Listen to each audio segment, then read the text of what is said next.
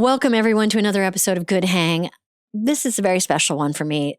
We have comedy legend Carol Burnett. You know, Carol, the star, creator, benevolent captain of the Carol Burnett Show, an incredible sketch show that changed comedy as we know it and influenced so many of us.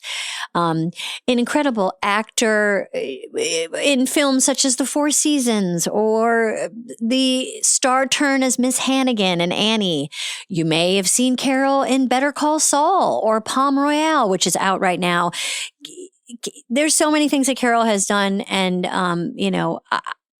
I discovered Carol from my living room watching her show with my mom, and we're going to talk about so many things today. You know what? Don't worry about what we're going to talk about. It's going to be so good. It's Carol Burnett. She's here, and we can't believe it. So before we get started, we always like to talk to someone who is a friend or a fan of our guest. And, when you start in sketch comedy, and you're a woman of a certain age, you have learned everything from Carol. And today we have someone who is a super fan of Carol Burnett and I think a legend in her own right in sketch comedy. And that is friend of our pod, one of my many wives, the great Rachel Dratch.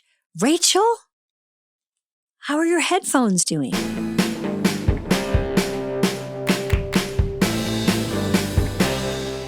This episode of Good Hang is presented by Uber Eats. Big news, Aldi is now on Uber Eats, and you get 20% off your first grocery order with code NEWALDI26.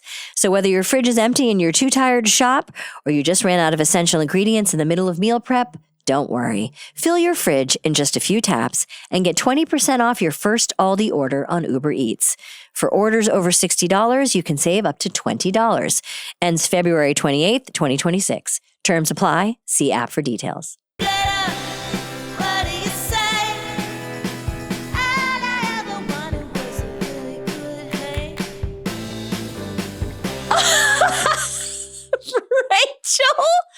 Rachel, I want to show you. I want to show you how far I've come, Amy. What the lessons learned, the improvements made. Listeners, Rachel Dratch is holding up her untangled headphones. Well, I see a little tangle. There's a tiny kink. There we go. But you've always been into a tiny kink. Anyway, here you go. Changes have been made. And I'm ready to go. You look great, Dratch. Thank you. I put on a little lipstick for you. You know I love you in a blue. I love my baby, those baby blues in a baby blue. There you go. Dratch, genuinely when I was like, who can I talk to about the genius that is Carol Burnett? I thought about us because we grew up on Carol. Like she feels like so influential. Whether she knows it or not, and I hope to tell her today, it feels like she just influenced us so much. Yeah. I mean, when you asked a question of Carol Burnett, I got a little paralyzed because I was like, she's such an icon that I got my brain got kind of tongue tied. I'm like, what do you ask someone that's had such an influence, a pillar of comedy? Yeah. I was psyched to talk to you before I talked to Carol, because I actually have been kind of stressed about that. How do I talk to an icon? Do you remember when you first saw Carol? I mean, my first exposure was the Carol Burnett Show. So I just remembered that sort of merry band of players cracking each other up, which of course we did later on in our own way. But just that, the joy that they all seemed to be having together, and her also the way she would talk to the audience afterwards, there was no sort of putting on airs about her. She just seemed like she is who she seems, just a fun, regular person. No, a woman shouldn't be doing this. Which, I mean, we always get asked about women in comedy, mm-hmm. and we always hate we get asked that way, because I think when we were little, we just saw a funny person and we weren't thinking and it's a girl. It was sort of just subliminal, whatever. Yeah. Unconscious. You're seeing Gilda Radner and you're seeing John Belushi and you're not thinking but she's a woman doing this. You're just getting this sort of role model. You're getting the mother bird imprint on the baby bird. Yes. So Carol Burnett was definitely like that. Just the silliness, the joy in being silly, the joy in like making faces that make you look like you're not a lady. You know what I mean? Like acting like you're not a lady. Yes. And like that all was just so joyous and so good for girls to see. But again, I don't want to get all free to be you and me. No, but it was just like who she was. A reference that probably nobody remembers. But they should. Look how free to be you and me. Children, you should know. You didn't know you were getting the message you were getting. It's free to be. But it was boys could have dolls, okay? Boys could have dolls. Yeah. Carol's show at times, as like the 70s came on to the scene, like Carol's show was like, oh, like that wasn't edgy enough or something. You know, maybe someone could say like, oh, it didn't have an edge. But now, like with distance and time, I'm like, I think that's what was why I was so drawn to that show. Exactly what you just said. It looked like everyone was having fun. Like, yes. I don't think when we were growing up at times, I thought that comedy was actually going to be fun. I know that sounds stupid, but it was like, it felt like it had to have, it just had to have drama attached to it. And she was such an example of like comedy could be fun and you could be a nice person doing it.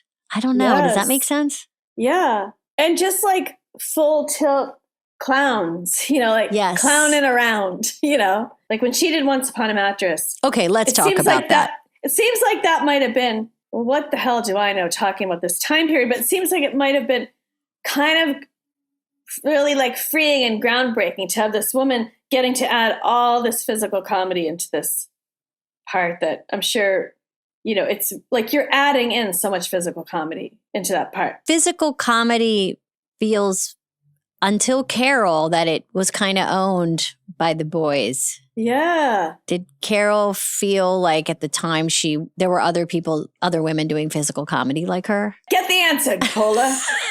Get the answer on that scoop. Also, you two have to compare notes. I'm sure have you told her that you also played Winifred in Burlington High School? Is she aware? Thank you for bringing that up. For people that didn't listen to the very highly popular Rachel Dratch episode. And Dratch, I got to tell you something. That episode was gangbusters. Ah, are you getting a lot of good feedback? I'm getting a lot of good feedback about that, yes. Every time I hook in with you, I go viral. And that doesn't mean that you get sick with a fever. That doesn't mean I get a virus. I'm not going to avoid the obvious joke here, but yeah. We don't need more of that. But let I hook my wagon to you, things happen for the best. Well, thank you for hooking again. But for people who didn't, for the, I don't know, one or two people that didn't listen to that episode. Where have you been? Yeah, no Living kidding. Under a rock? Check it out. And then what you'll find is that Rachel Dratch and I talk about how we were both in productions of Once Upon a Mattress when we were young people in our schools. And Carol Burnett originated the part of Winifred on Broadway.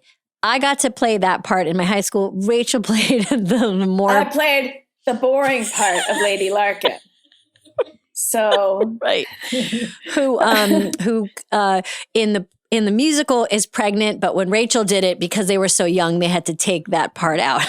And then I had nothing to play. So then it got even more boring. But I know this is about Carol Burnett, but I've got to work through this. When we did our episode of Good Hang, a lot of people commented on our obvious love for each other and friendship that was so obvious because we like laughed our way through the whole thing. But I was kind of wondering, since I'm talking to you, like for her, about her female friendships, about, you know, does she have friends that are like her true blues from like before showbiz that she relies on, or even now, like her, first of all, like her like non-showbiz friends or her showbiz friends, like who has, you know, been there along the way that is part of her journey that she has kind of like, you know, the little support group with or something. I love that because when I was lucky enough to do something for her 90th birthday celebration. She watched the entire celebration holding hands with Julie Andrews. They sat next to each other and held hands. They call each other, and I believe they call each other chum. And I'll find out, but I want to ask her about Julie because they have been friends since the 60s. Wow. And I mean, talk about our age, like powerhouse, like Sound of Music, Mary Poppins, Carol Burnett, and their friends. Come on, chums. And I've always said that you are my Julie Andrews. And, the other friendship that I want to talk to her about is her and Lucille Ball. Yes. They were buddies. And Lucille was, kind of a mentor to her. She was probably in her 40s when she met Carol in her 20s, but came backstage after a performance of Once Upon a Mattress and said, like, you got it, kid. Wow. I know. I feel like there's a direct line between a lot of the women I know who worked with who love Carol, like Kristen Wiig, who works with Carol on Palm Royale and talked about on this podcast that she like burst into tears when she met her. You, me, Maya, Tina, like we all, Anna, we all, Molly, we all feel like we just watched Carol. Well, Amy, you're so good at talking to people. Like you've met her too, but I always admire how good you are at talking to the idols and icons. Well, I'm talking to one right now. And you're doing a great job. All right, Rachel Dratch, I know you're busy. What are you having for dinner tonight before I let you go? Oh, I don't even know. Well, I know you've got some Broadway plans tonight. Enjoy your night in the town. New York City, Rachel is out and about. Yes, she is. With new haircut, looking great. All right, bud. Thank you. Thank you for doing this, Dratchy. All right, see ya. Love you. Bye. This episode is brought to you by Subaru. For me, going the extra mile means taking the long way home. If you're going to grab snacks and the 10-minute trip turns into a 2-hour journey, suddenly you're on a new street, then your ice cream is melted in the back, and, we've solved the meaning of life. But luckily, in my Subaru Hybrid, that's right, I have one and I love it. That extra mile is built right in with longer range and better fuel efficiency than ever before. The Subaru Forester Hybrid and the Subaru Crosstrek Hybrid. Great cars. I have them both. Love goes the extra mile. Visit Subaru.com/hybrid to learn more. This episode is brought to you by Allstate. Checking Allstate first could save you hundreds on car insurance. That's smart. Not checking your calendar and agreeing to 3 things on the same night. Double booked is one thing, but triple booked? Yeah, checking first is smart. So check Allstate first for a quote that could save you hundreds. You're in good hands with Allstate. Potential savings vary, subject to terms, conditions, and availability. Allstate North American Insurance Company and Affiliates, Northbrook, Illinois. Hi, Carol. Love you. Love you. First of all, you look wonderful. Back at you, honey. I'm so happy to see you. I mean, I got the chance to see you in person maybe longer than I'd like to admit, maybe like a year or 2 ago. I don't think I've seen you Well, I since. think you... I gave you an award. At the 90th. At the 90th. And then we did it when you presented me with an award. I got to say nice things about you, which is the best. Thank you. And I just, I just want to get this out of the way, Carol. You are everything to me. You're the reason why I'm in comedy, and you are come on, a living legend. And it is really very emotional for me to get to talk to you. Oh, I'm sweetheart. Thrilled that you're here, and it means a lot to me. So thank you. You know what? If I'd never been born, you'd be doing what you're doing. So, we'll never know. We'll never know. But, the fact that I get to call you a friend and know you is amazing. It's definitely one of those things where sometimes you feel like your life is a dream. And I think you and I talked about this one time that, life does feel like a dream. And I know that there's moments in your life where you look back at your life and say, do you remember the movie It's a Wonderful Life? Mm-hmm. And Jimmy Stewart has this angel named Clarence. There are things that have happened to me where I feel I've got Clarence on my shoulder from the very early on in life. I remember I I lived with my grandmother. Yeah. In one room, a block north of Hollywood Boulevard. And we were poor. Our rent was $1 a day, $30 a month. And sometimes we could hardly manage that. And so I graduated from Hollywood High, and I desperately wanted to go to UCLA. And my grandmother said, forget it. We can't afford the tuition. There's no way. Guess what? The tuition was UCLA in 1951. Take a guess. Yearly tuition? Yeah. Well, for a semester. Okay, for a semester. Yeah. $1,000? $43. And we couldn't afford it. Yeah. So we lived in this apartment building, right, and a room faced the lobby. So every morning I would check, there was a pigeonhole mailboxes for all the apartments, and I would look out and see if we had a little letter or something in our slot. So I go, and there's a letter in this slot. This one morning, I came out and I opened it up in our room. My name was typewritten on the envelope, and there was a $50 bill. I do not, to this day, know where that came from. Nobody in the neighborhood that kind of money had that. And that was my tuition. Wow. So that was Clarence, and I got to go to UCLA. Mm-hmm. Then I got a catalog that said theater arts, and I looked through that, and there was a one called Theater Arts English. Mm-hmm. So I entered the theater arts department. But also, at that time, if you were a freshman, no matter what, if you wanted theater arts film, theater arts theater, theater arts English, you had to take an acting course. Do you remember the first thing you did in your acting class then? Yes. Oh, I was terrified. I'd never done anything. I'd never performed or anything. Wow. I thought, oh my God. And I came in late, actually, and all the other kids were teamed up, and so I was the oddball. And the teacher gave me a couple of monologues to choose from. One from The Country Girl and one from a play called The Mad Woman of Chaillot. And I picked The Mad Woman because it was shorter, And I got up and it didn't even occur to me to read the play. All I did was memorize it. And I said, I'm doing a scene from The Mad Woman of Chaillot. I didn't know how to pronounce it. And I did it, and she gave me a D-. And she said, the only reason I'm not failing you is because you memorized it. Sounds like a great teacher. Well, she was right. She was right. And then I got into a one act that one of the students had written where I played a hillbilly woman. And of course, we're from Arkansas and Texas. And all I remember is that there was one scene where I came out and I'm this over-the-hill hillbilly woman. And I just said, I'm back.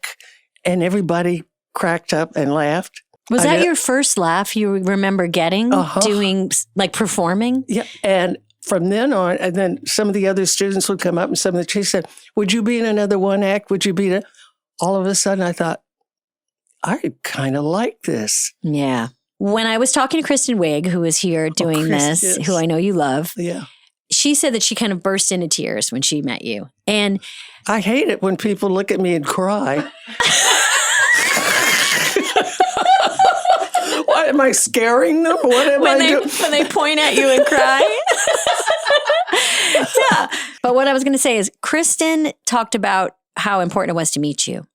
And you talk about how luck played a big part in many moments in your life. But as you know, luck only gets you so far. You kind of have to show up. You have to kind of nail it. You know which door to go through. Yes. And you have to kind of deliver. Yeah. And what I love about your work, which continues even to this very moment, this very day, because you are working nonstop, is you are this beautiful combination of luck meets opportunity, meets gratitude, meets flexibility, meets collaboration. I've watched you and your career since I was a young person and how you welcome all of those things at once. You're never taking anything for granted. No, you don't. You can't. But people do. Then they're wrong. Yeah. They don't. Right. No, yeah. But you also are so confident and skilled in what you know you can do. You show up for those lucky moments. And I want to talk about all of that stuff today. But, I think sometimes I'm lucky to know a lot of nonagenarians, like the 90s are the new 80s, babe. I like that. I just want to talk about the present moment for a second, because you are working. What does work feel like to you right now today? Like, how is work feeling? It feels the same. Yeah. I don't, I'm 105 years old, but I still, like when we were doing Paul Morrell and all of that, I'm just as excited as I was when I came on and said, I'm back. It's the same thing. And I was just, another thing I was thrilled about Palm Royale was when Abe Sylvia called me. He was the creator and director and showrunner, all of that, just 2-3 years ago, I guess it was, and said, we're going to do this show and we'd love you to be a part of it. I said, well, what's it about? And then he told me who was going to be in it. Yeah. Kristen Wiig, Allison Janney, Laura Dern. I said, I'm in. Don't even bother sending me a script. I want to work with these ladies. I want to lock eyeballs with them, get in the sandbox and play. Yeah. And it was really, of course, the first few episodes I was in a coma. So, yeah, I know. You have it in your contract that you need to be able to sleep on set. Yes, exactly. Yeah, just get up at 5 a.m, go get made up, go right back to bed. Yeah. But but those women that you talk about, have become your friends, and you are, and I feel grateful for this too. Is that you're a living example of it's just like if one's lucky enough, they keep meeting new people and new friends. Absolutely. Yeah. I felt that way. I was very lucky to do Better Call Saul. That was just before Palm Royale. Yeah. And I was a big fan of Breaking Bad and Vince Gilligan, and I watched Bob Odenkirk and all. Yeah. And Vince Gilligan said, we'd love you to come on. I said, I'm there, no matter what. So it was a wonderful, wonderful time for me too. You're one of those people that, you've gone back and forth in your life between New York and LA, and I want to talk about both. And I bet that each block or section of the city holds a memory. What was Hollywood like when you were there? How would you describe it? You didn't even it? have to lock your doors. And every morning when I would go out getting ready to go to school, I'd look up and there was a Hollywood sign. And we used to climb the Hollywood sign. Wow. Yeah, the neighborhood kids and I, now you can't get near it. Sure. But we would fly kites or roller skate, and then we'd say, yeah, I'm bored. Let's go climb the sign. So we'd all, And it was just, and it was kind of rickety then. They'd fixed it up now. And there were splinters, and I would climb up and I'd get splinters. And it's a wonder we didn't break our necks. And then the O's were my favorite. And I would just hang over the O's and say, hello, Hollywood, hello. And then we'd do the Tarzan yell and all of that. Yeah. And also growing up like that, we played. Yeah. We went out and played until it was time to go in for supper. Yeah. Today. And no one knew where you were. If I'd hear my grandma say, Carol, come on, Yeah. And we'd come in and I say, I'm going out and play now after school. And then you spoke about your grandmother who was instrumental in your life and how you would go to the movies together. Yeah. So take us to that. What were you watching? Who were you seeing on the screen? Well, we would go to the second runs because they were cheaper than going. If you went to a first run, it was a lot more money, like a quarter, Yeah. And so the second runs, and there would be double features. So we would go 1, 2, 3, 4, maybe 6 movies a week. Wow. We would see, and that was in the 40s. And Betty Grable and Mickey Rooney and Judy Garland and Tyrone Power and all of those, which maybe none of the people listening know those people. Anyway, they were my favorites. Yeah. And Linda Darnell was a beautiful woman. She's not as well known today as... you know what? I don't know Linda Darnell. Oh, I have to tell you. My grandmother and I, we would go and hang over the ropes when there would be a premiere on Hollywood Boulevard, and to watch the movie stars come in, right? So I'm 9 years old, and Nanny is standing there now, and the ropes are holding all of us back, and walking up by us was Linda Darnell. I got to look her up while you talk about her. Do. Okay. And so my grandmother grabbed her by the sleeve and said, Linda, give this little girl your autograph. She just loves you. She did. And Linda Darnell was so sweet. And I'm looking at her, and she said, okay, dear. And I gave her my book, and I was shaking. And she said, what's your name? And I told her. And I'm looking at this gorgeous. And I realized her nostrils didn't match.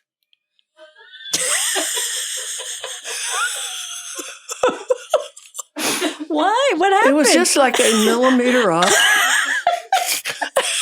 And suddenly that was you the only realize, flaw. Suddenly you realize nothing Let me is see what your it nostrils. seems. Let me see your nostrils. Look up. My- Now, our faces are different when you put it. They're different. Symmetry is not my strong point. I don't think it is for anybody. Yeah. But but I remember that. You remembered that so clearly. Oh my gosh. Who else did you have in that autograph book? Oh gosh, I had Betty Grable. Oh wow. Linda is so pretty. I'm And, looking her up right now. She proves my theory that the more far apart your eyes are, her eyes are very far are apart. you looking at it? Yeah. She proves my theory that if Yeah. your eyes are far apart, you're very beautiful. And especially if they don't cross. And I remember we would go to the Grauman's Chinese, where they have the courtyard with everybody's handprints and footprints and so forth. And I remember putting my handprints into Betty Grable's handprints. And just a few months ago, I got my handprints after all these years, and I remember putting and I'm wondering, will somebody someday put their handprints on mine? Wouldn't that be kind of wild? Yeah. But So cool. and also, I feel I did have a fairy godmother, Clarence. Betty Grable was one of my first guests on my show. Whoa. Did you tell her the story? Oh, yeah. What was she like? Adorable. Very funny. Yeah. Betty was on the show as a guest. And so was Martha Ray, who was one of the funniest women ever. She was very bawdy and loud. And she and Betty had worked together, and they were good friends. So it was, for me, my God, I'd grown up watching Betty Grable, watching Martha Ray. I was all through. So now we're rehearsing. Now, Betty had a thing about Coca-Cola. She had to drink Coca-Cola all the time. So what would happen was she would be going, constantly. I mean, really, really loud. She just loved Coca-Cola. So we're in the wings, ready, and we're doing the show. And Betty and Martha and I are ready for our cue to go out. And Betty took one and did again. And Martha Ray said, "Oh, for God's sakes, Betty, why don't you just fart and save your teeth?"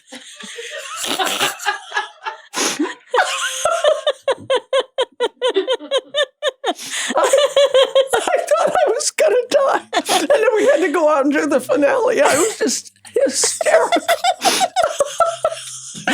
Betty. And I mean, you talk a lot. I want to talk to you about it because you talk a lot about people coming through your show, the Carol Burnett show. I mean, when you host a show, I know that from SNL and in some ways from Parks, when you host a show and people come through, you're the host. Right. You're hosting the show, but you're also hosting the guests. Yeah. And you're watching all the different ways that people work. But it was a joy. Yeah. In fact, in 11 years, we didn't have one rotten person. Yeah. That we dealt with at all. Everybody was happy to be on. And another thing that I always loved doing was giving, like if we had Cheetah Rivera or Juliet Prowse or dancers and singers on the show, we also would try to put them in a sketch. Yeah. so that because if they went on another show, the other shows, they would just do their bit and that would be it. Or they may be in a finale also. But we would put Gwen Verdon in a sketch. I even did a sketch with Ray Charles. Wow. What was the sketch? It was a piano bar. And I was a lady who was a little bit in her cups, very sad about herself because it was her birthday and nobody cared. And so now I'm talking to Ray, who is at the piano, and we have this lovely little scene about the fact that I'm so sad and and he then is very sweet, encourages me, and he says, come on over here and sit down. And then we sang together, and he said, I just love it. He said that nobody has ever asked me to do lines before. Wow. So he loved it. Yeah. Wow. Okay. When you were in your 20s in New York. Yeah. Well, first of all, what was it like being in New York in the was it late? It was the 50s? 50s. Did Mad Men get it right? Like was it like? I lived at the rehearsal club. Yeah. Talk about the rehearsal club. Well, I got a chance to go to New York. A benefactor lent me the money to go. I'd never been any further east in Texas or California. And I remember my grandmother saying, you can't go to you. She said, your blood's too thin. You'll be dead in a week. So much for that. Good, thank you. Yeah. So anyway, I said, I'm going to New York. I have this money. I'm going.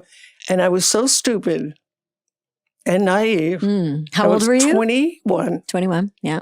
I didn't know where I was going to stay. Right, you just showed up and said, we'll figure it out. It's like the movies, with the I'm going to get there, and now I'm in a Broadway show. Yep. So I'm on the airplane, and I see an ad for the Algonquin Hotel. I thought, well, I think I'll go there. And I had something like $300 some odd left. And so it was raining. I had a cardboard suitcase and got up to the Algonquin. And I checked in and he said, that'll be $9. And I said, for the week? He said, no, for the night. $9 for what? But okay. So I gave the $9 and I went up to this room and I'm there and I called Nanny, my grandmother, and she said, come home. I said, I just got here, And she, anyway, I hung up and I thought, what am I going to do? I'm in New York. And the next morning I had one phone number that I could call. And it was a girl who had gone to UCLA and was ahead of me. And she came to New York and she left her phone number with a bunch of us in case we ever got to New York to give her a call. So that was the one number I had. And I called her. Her name was Eleanor Eby. And the phone rang and they said, hello. I said, is Eleanor Eby there? And they said, wait a minute, Ellie. And I'm hearing all this noise going on, people singing and stuff. And she gets on the phone. Hello? I said, Ellie, it's Carol Burnett. You're here. Where are you? I said, the Algonquin. She said, oh, get out of it. Are you crazy? She said, come up here. Gave me the address. I left. I got bing bong. It's a brownstone, 4 stories. And I had no idea, but I rang the doorbell. Some gal opened the door. She said, what? I said, I'm here to see Eleanor Eby. Oh, Ellie. And I go in and there's a parlor and a bunch of stairs going up to the various floors. And people are dancing and singing and playing the piano. And all women? All women. And it was called the Rehearsal Club. And maybe about 25 women live there. And Ellie said, maybe we can get you a way to stay here. Yeah. And she said, I'll introduce you to the house mother, Miss Carlton. And Miss Carlton came. She said, well, you're in luck. We have one cot available. And it was $18 a week, room and board. It was sponsored by a lot of rich New York ladies, which made it possible for that to be so inexpensive. How cool. And she said, this is a transit room, so it's the biggest, and it's where we put new people. And you'll have 4 roommates, there'll be 5 of you. And she said, there are rules. No men beyond the parlor. And they can't stay past 10 o'clock or midnight on weekends. You cannot spend the night. You have to be in. Yeah. It was very, very strict. And you have to be pursuing a career in the theater. You are allowed to take a part-time job to help pay for the rent. Wow. But you must like go on auditions and so forth and so on. So it was very... It's making me think of the Lucille Ball movie Stage Door. That's what it was written about. Stage Door was about the rehearsal club. That was it. I was just going to... absolutely. How funny. That was it. Also, it's the first time I had a bed. I slept on the couch for 21 years. My grandmother slept on the Murphy bed. So I have a bed. Carol, it makes me want to ask you, was there ever a job that made you feel secure, financially secure? Only when I got on the Gary Moore show and Once Upon a Mattress. Okay. Because Once Upon a Mattress felt like a secure, like, okay, I've got a gig every week and I'm going to be okay and I'm going to be able to take care of my family. Right. And were you taking care of your family then? Yeah. Yeah. Yeah. Yeah. So Once Upon a Mattress is a Broadway show that you opened that show. You were the original Winifred. Right. Yeah. Okay. So we've talked about it on this podcast, that particular show. And I know I've shared this with you because I got to be Winifred in my high school production of Once Upon a Mattress. I love it. Yeah. And listened to your cast recording to try to learn the part.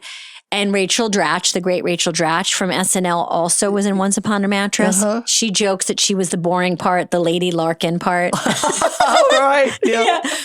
And I spoke to her earlier today about you. Give her my. I will. Yeah. And we talked about how influential you were to us. But when you were doing Once Upon a Mattress, you were finally getting paid to be an actor. $80 a week. Well, what happened, actually, again, Clarence, I had been auditioning for, before I got Mattress. When I left UCLA to go to New York, my friends said, "What are you going to do?" I said, "I'm going to go to New York and I'm going to be in a show directed by George Abbott." Now, George Abbott was Mr. Broadway. He directed Pajama Game, Damn Yankees. He was the musical director of all time. And I said that. I'm going to be in it. Okay. But that's what I'm talking about. That's not Clarence. That's Carol. Oh, hold on, though. Wait. This is weird. But that's manifesting. Right. You put it out there in the universe. That's right. So what happened was, I was in New York for a while, and then I got a chance to audition for they were going to redo a show called Babes in Arms that Rodgers and Hammerstein or Hart wrote. And they were going to open it in Florida and bring it to Broadway. I auditioned, and it looked like I was going to get the part of the girl who sings Johnny One Note. I was so excited and everything. And the director wanted me, but then they said, Carol, we're going to go for someone who's got a name. I went, oh. So I hung up the phone. Swear to God. I hung up the phone. 2 minutes later, the phone rang, and it was Jean Eckhart, who was producing a show called Once Upon a Mattress.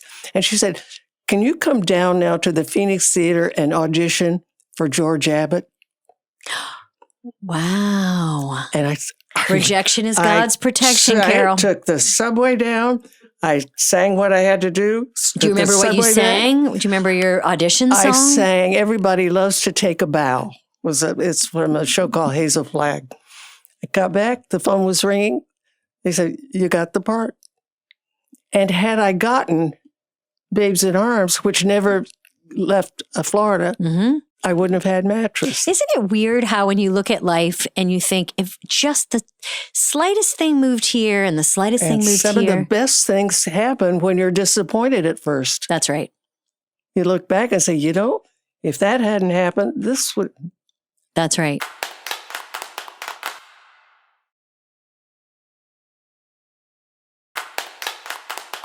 When you were doing Once Upon a Mattress, we mentioned Lucille Ball, but can you tell everyone that story? I know you've told it before, but to me, you were very kind to talk and always talk about Lucy whenever you get a chance to, but you were very kind to talk about her in a documentary that I did.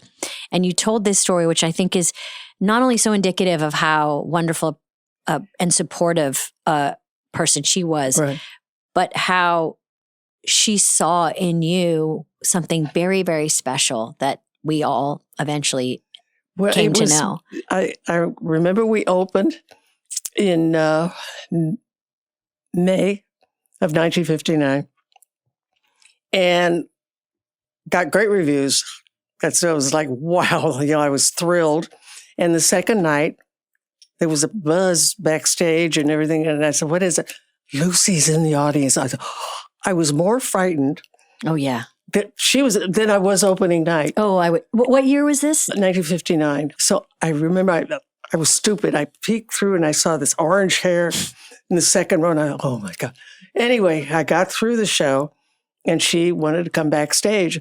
And it was off-Broadway theater and it was really funky, and I had a couch where the coil was sticking up, and it was a kind of, anyway, and it was Lucille Ball. Oh, come in, and she headed for the couch and I said, oh, look, she said, no, I see it.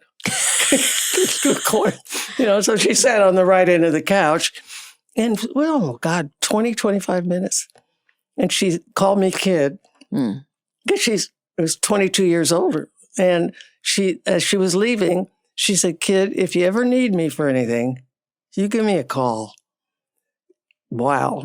So actually about 4 years later, I was working and doing stuff and CBS wanted me to do an hour-long special, variety special, if I could get a major guest star.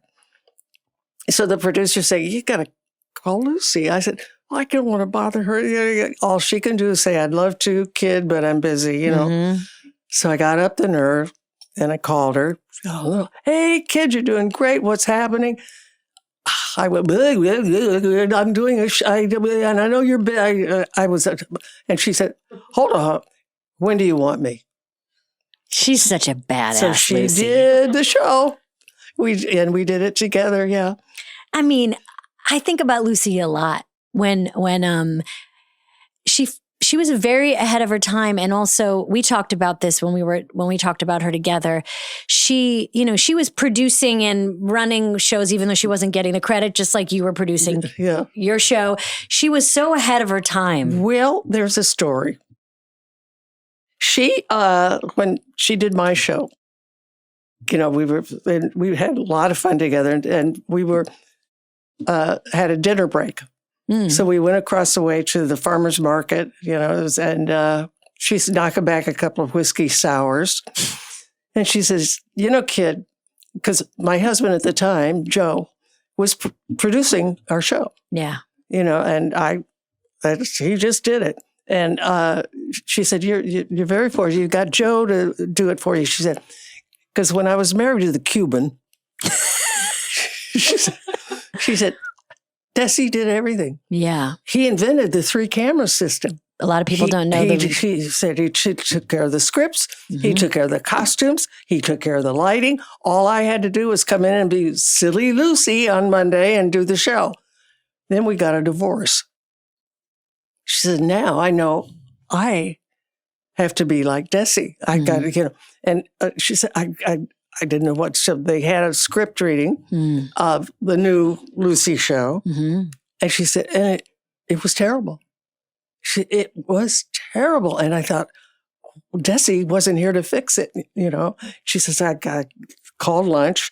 And she said, and I went back and I figured I have to be strong. I have to be not confrontive, but still not afraid, So she went back and she said, and I told them, in no uncertain terms, of writing what they had to do, how to fix it. I was just really tough. And then she took another little drink. She said, and kid, that's when they put the S on the end of my last name.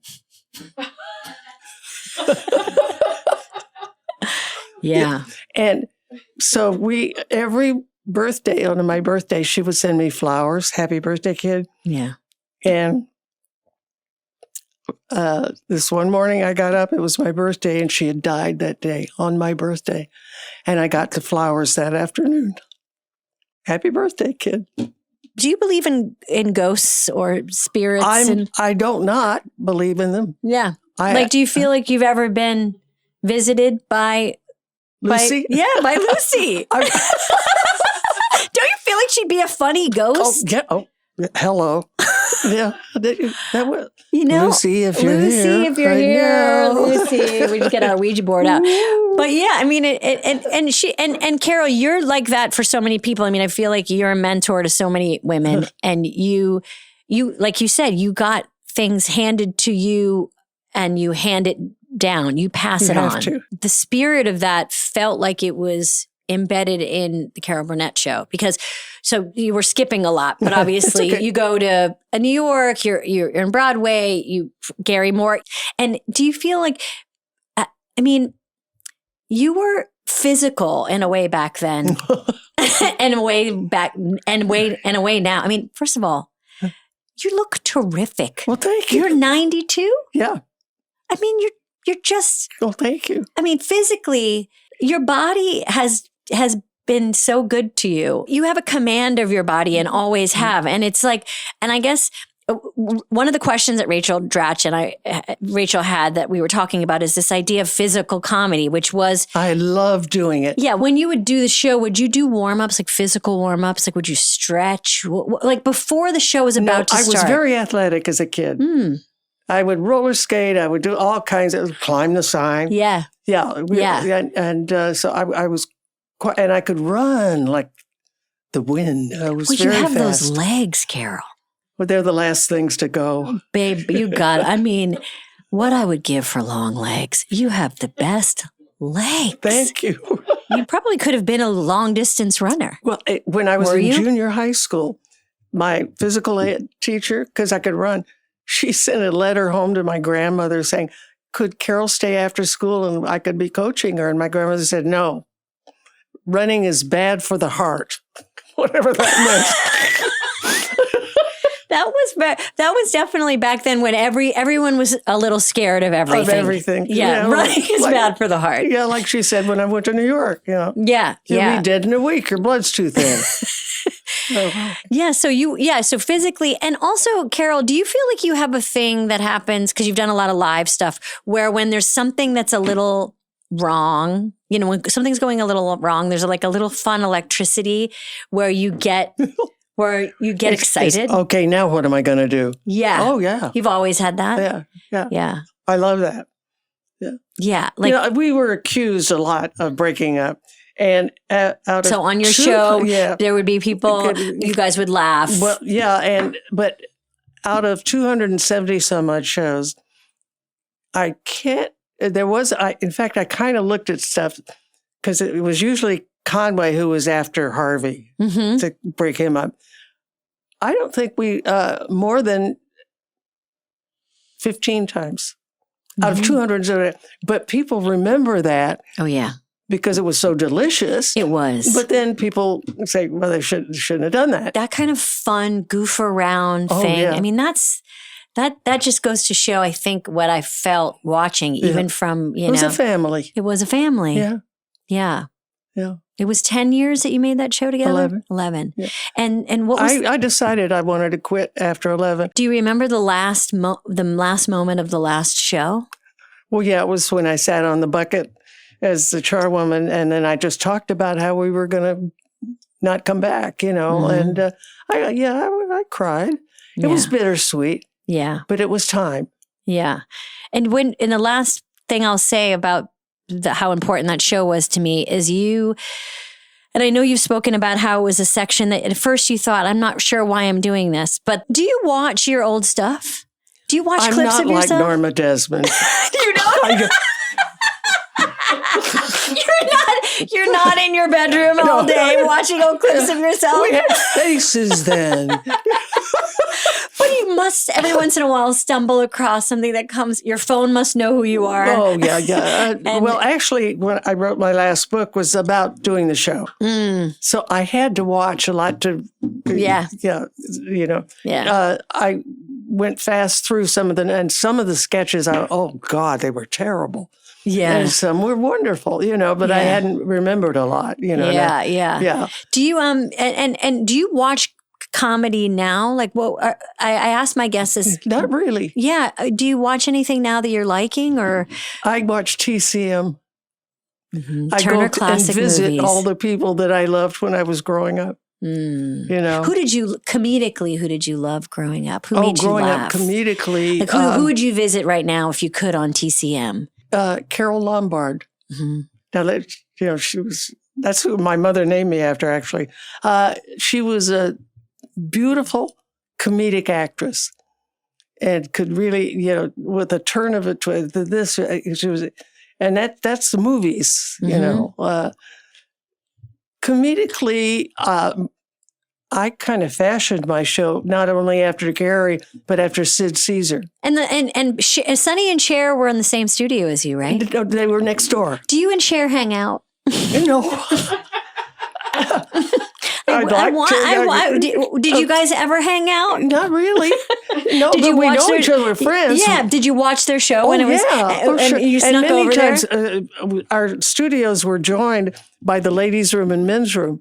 So if there was a break, or I'd go through the ladies' room and watch them rehearse something. And sometimes, like she and Sonny, and even separately, sometimes just walk on while I was doing questions and answers. Oh, fun! And we'd kid around.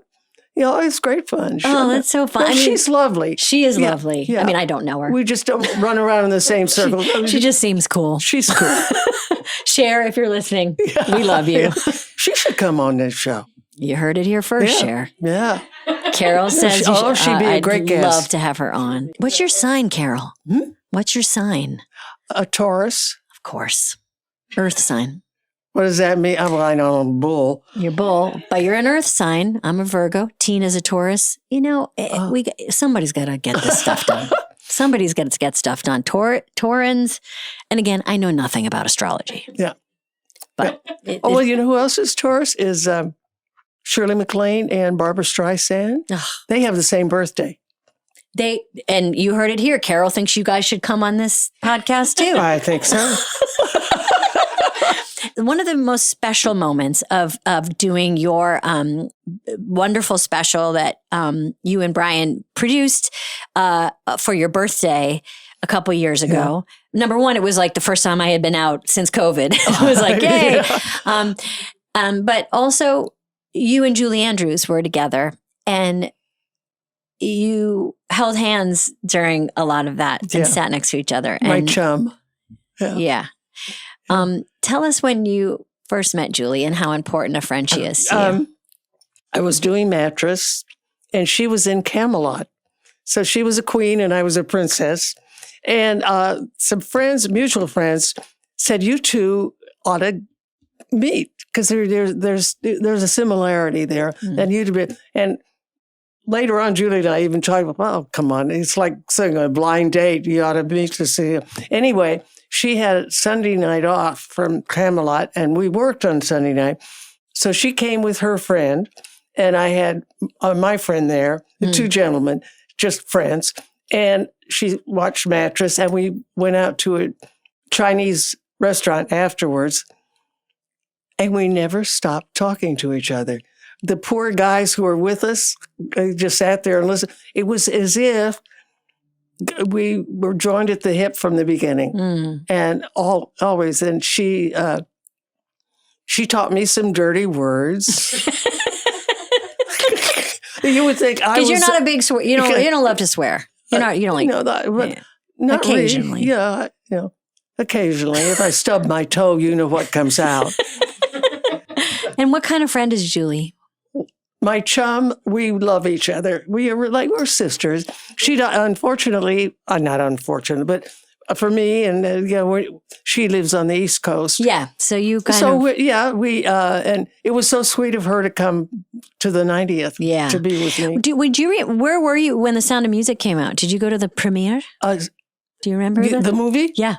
No, I didn't go to the premiere, but I remember she used to send me dirty limericks when she was filming. Perfect. She did. I wish I could remember it or even tell it. I think about. She did a whole parody on "These Are a Few of My Favorite Things." I mean, brilliant. so from it. So good. So good. Okay. And then you've worked with amazing people. You have had an amazing life where you've gotten to play around with people who are kind of at the beginning of their careers, at the end of their careers.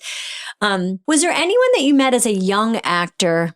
I love to ask people this, like you met them and it was maybe their first job and you saw something and you said, oh, they're going to be very successful and famous. Vicki Lawrence. She wrote me a fan letter and we were going to do the show. And we knew we were going to do something with Harvey and me where I'd be raising my kid's sister and we'd be a married couple.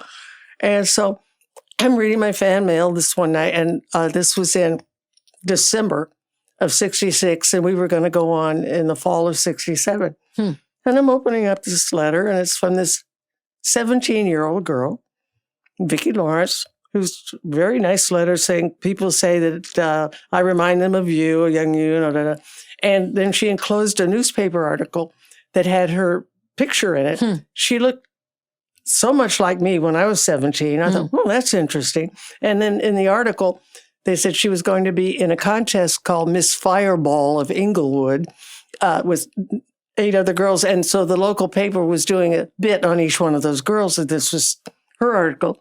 And I look at it, and then I look at the date. The contest is tonight.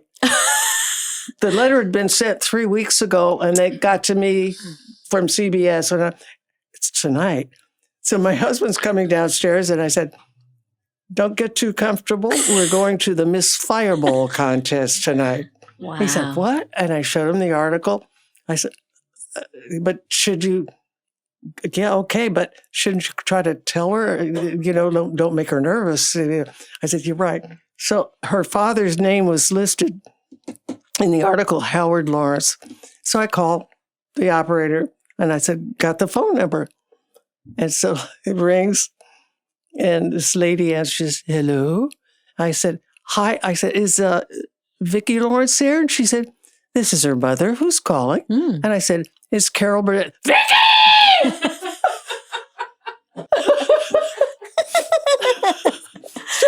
Vicki comes up. I hear footsteps. Vicki comes up to, yeah, hi, Marcia.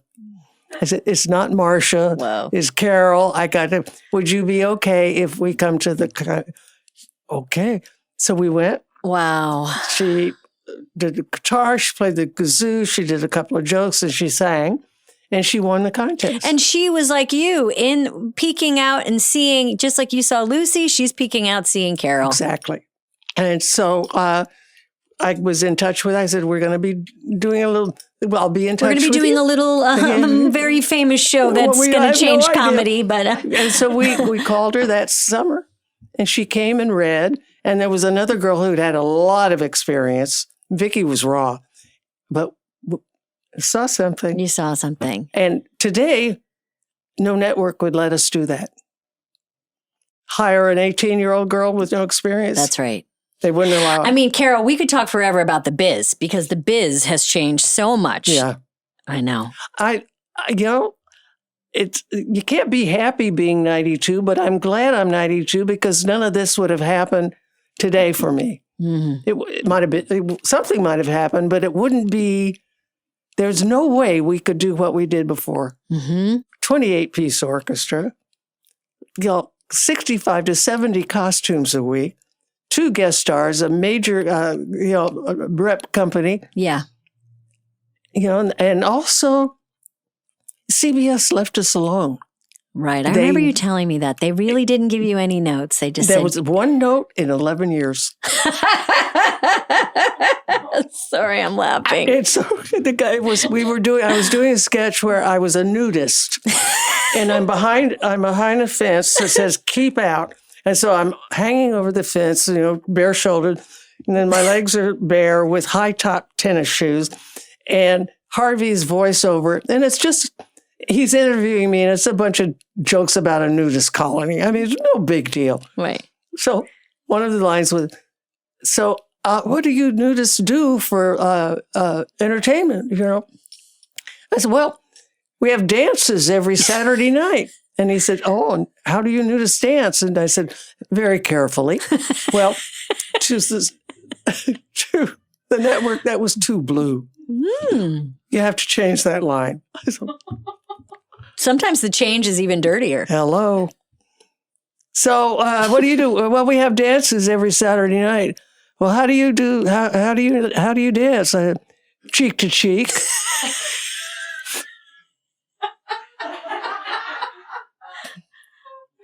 Incredible. So much better. Oh, and they left. And they were like, that's it. That's better. Yeah. That's good.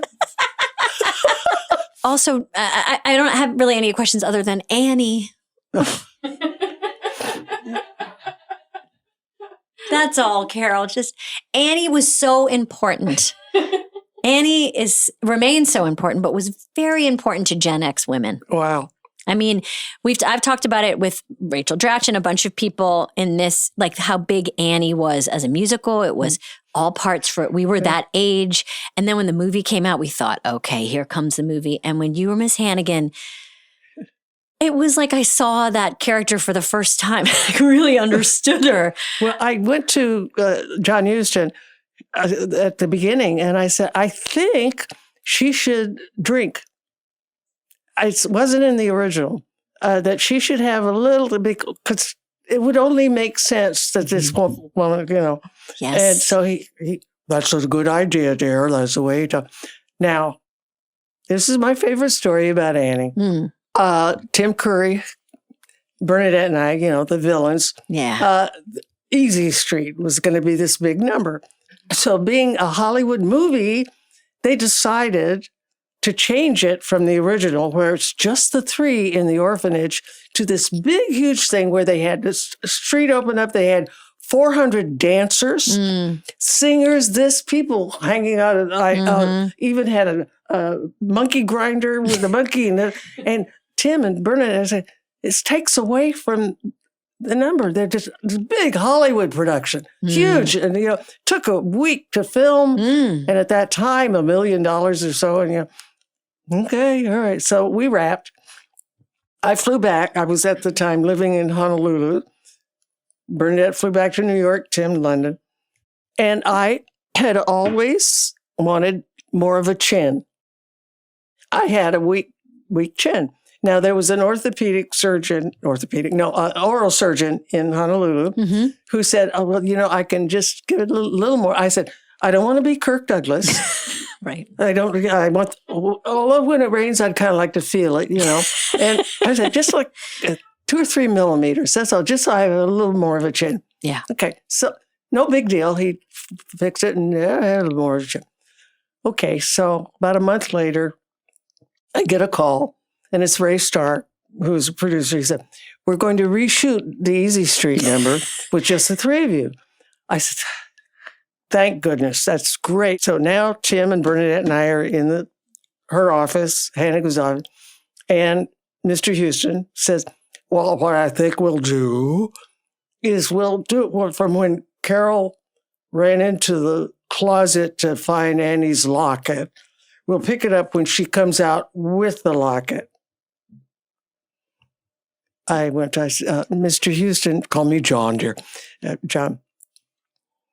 2 months ago, when I ran into the closet, I didn't have a chin.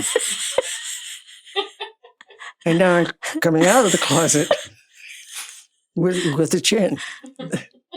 And he thought for a minute. And he said, well, dear, just come out looking determined. Great direction. That's my favorite Annie story. I mean, I guess I want to end, Carol, by asking you, what is the best part about being in your 90s? That you're not 105.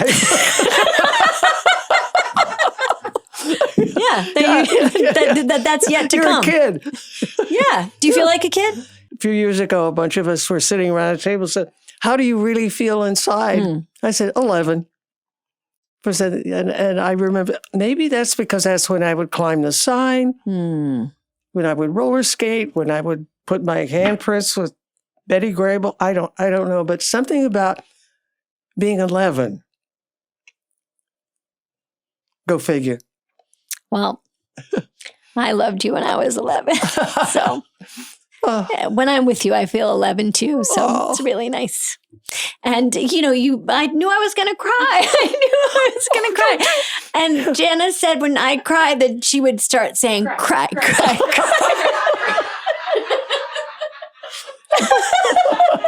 So, but I knew I would cry. But Carol, that is that sense of play. Yeah. That sense of play. Yeah. Like, you, especially young girls, like when they're kind of really magical at 11, they haven't quite become self-conscious. Maybe that's it. Yeah. They're not too smart alecky yet. Yeah. That's why when I talked about teenagers, good luck. Yeah. 11 is still very sweet. Yeah. When they're teenagers, you are so stupid. Yeah, right. You have no idea what life is about. Yeah, because you're too old. Totally. Yeah. But there's that like tender moment before you become self-conscious when you can still kind of like do your thing and not really worry about. I remember when my daughter Carrie, whom we lost a few years ago when she was 5 years old, we caught her in a fib, and I said, "That's not good. So you have your dinner and you go up to bed, and you can't stay up. You just go to." And then I went in afterwards and she was upset. And I sat on her bed and I'm looking at her and I said, "Sweetheart, we love you very much. But, if you tell a little fib, then later on it might become bigger and people don't want to be a liar." And she is looking at me like, and I'm thinking, I'm going to get a medal as a Mother of the Year. I could hear violins. I was so perfect. And she's looking at me. And finally I stopped. And I said, "Are you okay, sweetheart? You want to say anything?" She said, "What, darling?" She said, "How many teeth do you have?"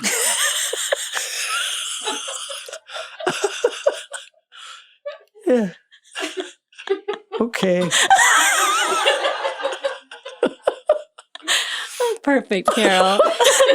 Perfect. Yes. When we all get back to that innocent time. Exactly. Thank you so much for doing this. It means so much that you're here. I love you, Carol. Thank you for coming. Thank you so much for coming. Well, thank you so much, Carol Burnett. I cried, and look, I don't want this to become a thing. Okay, I don't love crying, and I'm, but if anyone's going to get me there, it's Carol Burnett. I'm now technically using the Good Hang tissues that I have mocked other people for using, and now, well, it got me. So karma's a bitch. But for this polar plunge, I guess thank you, Carol. You are a legend and you mean so much to me. Thank you for doing the show. And it just also makes me think about all the women that we talked about in this interview: Lucille Ball, Betty Grable, Linda Darnell, Phyllis Diller, Elaine May, all these different actresses. Do yourself a favor and check them out. Type them in your phone or ask your computer. Ask your computer to bring up a picture of them, or whisper into your robot's ear that you want to see some of their highlights, because it's just a reminder of all the good performances. And also watch that great film Stage Door, which is a great film about what Carol was talking about women living in a house trying to be actresses. Anyway, I don't know what I'm talking about. I'm crying. I've cried. It's over. I've lost all credibility. Thank you so much for listening, and we'll see you soon. Bye. You've been listening to Good Hang. The executive producers for this show are Bill Simmons, Jenna Weiss-Berman, and me, Amy Poehler. The show is produced by The Ringer and Paper Kite. For The Ringer, production by Jack Wilson, Kat Spillane, Kaya McMullen, and Aleya Zenieris. For Paper Kite, production by Sam Green, Joel Lovell, and Jenna Weiss-Berman. Original music by Amy Miles.